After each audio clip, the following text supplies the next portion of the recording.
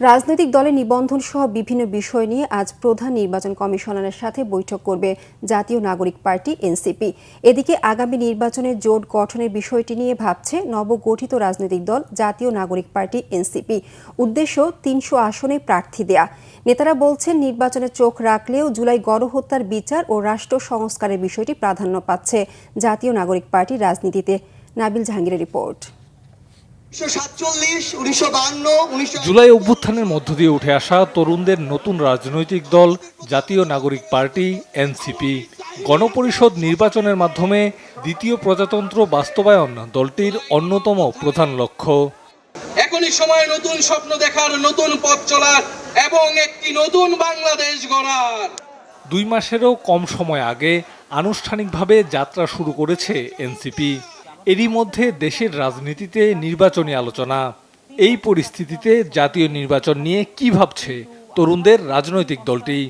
এই পুরো আলাপ আলোচনা সবকিছু নির্বাচন কেন্দ্রিক হয়ে যাচ্ছে এবং সেখানে আড়ালে চাপা পড়ে যাচ্ছে আওয়ামী লীগের বিচার, সাংগঠনিকভাবে তাদের 15 বছরের হত্যা, খুন, ধর্ষণ, সেই সাথে সংস্কারের যে প্রস্তাবনা, সংস্কারের যে এই কমিশনগুলোর প্রস্তাবনাগুলোর ইমপ্লিমেন্টেশন কি অর্থে হচ্ছে, জুলাই চার্টার, এই আলাপগুলো আসলে ঢাকা পড়ে যাচ্ছে। আমরা যখন বললাম পুরাতন রাজনৈতিক বন্দোবস্ত চলবে না, এই দাবিতেই তো আমরা আন্দোলন করলাম, এক দফা দিলাম। আমরা কি শহীদ মিনার বললাম তো নির্বাচন না দিলে আপনার এক দফা? নির্বাচনের বিরুদ্ধে তো কেউ না।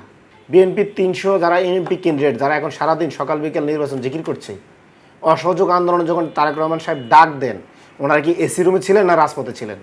নির্বাচনকে সামনে রেখে আদর্শিক জোট গঠনের সম্ভাবনা উড়িয়ে দিচ্ছে না এনসিপি। তবে 300 আসনে প্রার্থিতার প্রস্তুতিও থাকছে। 300 আসনের নির্বাচনে প্রার্থী হওয়ার জন্য এনসিপির যথেষ্ট লোক আছে। এনসিপি নিজে চাইবে 300 আসনে প্রার্থী দেওয়ার জন্য, কিন্তু এনসিপির সাথে যদি কেউ জোট করতে চায়, এনসিপি হয়তো দলীয়ভাবে সেটা বিবেচনা করবে। আমরা জানি যে নির্বাচনের আগ মুহূর্তে নানান ধরনের সমীকরণ বদল হয়, সেই সমীকরণের উপরেই নির্ভর করবে যে কী ধরনের জোট হতে যাচ্ছে। কিন্তু আমাদের ক্ষেত্রে আমরা যেই জায়গাগুলো আমরা বলেছি যে যেখানে আমরা আপোষহীন, সেই জায়গাগুলোতে যারা একমত থাকবেন, সেই জায়গাগুলোতে জনগণের পক্ষে লড়াই করার মতো যাদের সক্ষমতা থাকবে, তাদের সাথেই হয়তো পরবর্তী পথ চলা নির্ধারিত হবে। ইতিমধ্যে নির্বাচন কমিশনে নিবন্ধনের সময় বৃদ্ধির আবেদন করেছে দলটি। নতুন দল নিবন্ধনের নীতিমালা নিয়ে আপত্তি থাকলেও তা পূরণ করতে সক্ষম এনসিপি, এমনটাই বলছেন নেতারা। নিবন্ধন কেন্দ্রিক যেই জায়গাগুলো ফুলফিল করা প্রয়োজন, সেটা ন্যাচারালি ফুলফিল হবে বলে আমরা আশা করছি খুব অল্প সময়ের মধ্যে। নাবিল জাহাঙ্গীর, বাংলা ভিশন, ঢাকা।